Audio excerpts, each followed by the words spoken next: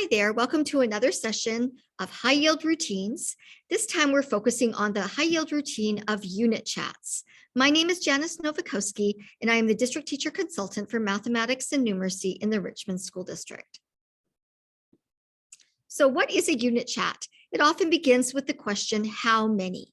And so you can see the picture there projected on the right of some avocado halves and pits on a cutting board. And so that would be part of the routine. You project an image or share an image with your students. And then you ask the question, how many? And then students will consider quantity and units and count and think about the quantity in different ways and that relationship between quantity and unit. For example, for this image, students might think about how many avocados there are or how many half avocados, and half avocado would be the unit. You might also think about how many pits there are. So again, thinking about different ways to think about what is being counted, thinking about both the quantity and the unit is the focus of unit chat. So it's one of those, again, types of math talks or math chats, but this particular type of chat focuses specifically on the idea of quantity and unit. So here's another example of a unit chat image to the left. Again, focusing just on the unit and the quantity. You share the image, you ask how many, and then invariably some students who haven't done this before will say, how many what? And then that's your chance to respond, well, what could you count? What are the possibilities? So you want them to not think it's just one way of counting. And that's when you're creating these unit chat images, you have to think about that as well, is that there's more than one possibility. So in here, it could be total number of hexagons, or it could be total number of blocks, or how many green triangles, or how many red trapezoids. So there could be lots of different things that you're counting in terms of how many. This routine came from originally from these resources developed by Christopher Danielson, and elementary schools in Richmond all have at least one copy in their schools somewhere or another, maybe in your professional library, in your schools. There's a how many picture book, which is the red one that has images like the avocado image for children to discuss. And each page just simply says how many. And then there's the teacher resource guide, which is the blue one that really talks about fundamental number concepts, counting concepts, thinking in multiples, some of the ideas that you can develop through these how many images. Another resource to find images is math4love.com, and that is Dan Finkel's website. He's a mathematician in Seattle. And if you go specifically to the page, there's a page on unit chats, and there's all sorts of images that you can use, again, to project or print and put on tables for students to discuss how many. And when you look at this dice picture, students could say, how many dice in total?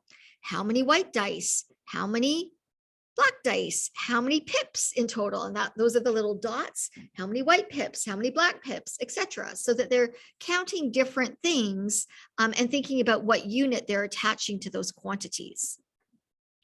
This is another image from Dan Finkel's website. So how many? Just going to ask you to think about that. What could be counted here? What would the different units be that you might count? Squares, triangles, colors, just some ideas. Think about what your students might think when they see this. This is an example from a classroom, and this is one of Dan Finkel's images from his Math for Love website. He has a lot of dice images, so I projected this one. It was actually just this morning in a classroom, and the first thing they said, well, there's 25, and I said, 25 what?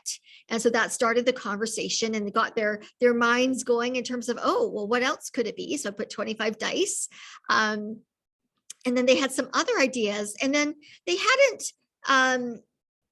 I wrote 3, and I said, what could it be 3 of?